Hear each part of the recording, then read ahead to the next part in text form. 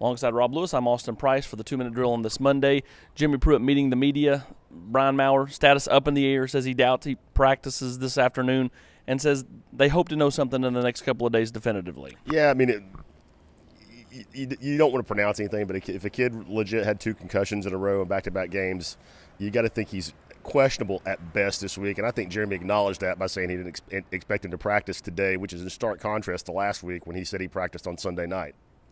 You go into this week not knowing who your quarterback's going to be. He said they're going to rep those guys, get them ready to play, but he's clearly not tipping his hands as to whether he would even attempt to go back to Jarrett Guarantano or possibly move on to JT Shrout. Yeah, that's going to be a question that burns in the minds of Vol fans all week long after the way things played out Saturday night. But Jeremy, clearly did not shut the door on going back to Jarrett if he felt like that's the best thing to do. And I know you know this better than me, but the word coming down from the staff has been that Shrout's got some obvious arm talent, but also managing the offense right now is not his strong suit.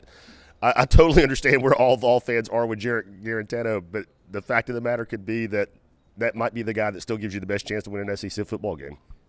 Defensively, very complimentary of a group that's continuing to grow the last few weeks, and really talked about how much these last 2 or 3 weeks against top end teams has really helped the experience for this, especially the defensive line. Yeah, I mean, I thought that they were incredibly impressive the other night, especially when you consider Henry To'o doesn't play in the first half. Batuli is ejected pretty early in the first half. You've got Quavaris Crouch out there who's practiced the position about 6-7 times this fall. Solon Page, who has never played a meaningful snap here, and that certainly getting 2 out of the game changed things, and you can't ignore that. But the fact is, after he went out, Alabama's still got a lot of talent on that offense. They scored 1 offensive touchdown. Anything else stand out to you on this Monday? He was very clear about the officials. I mean, I thought that was. I was impressed by how Jeremy handled that. I mean, he admitted that he was wrong about some things that on Saturday night. He changed his opinion, but he was rock solid about the fact that there were some things in that game that he simply didn't agree with.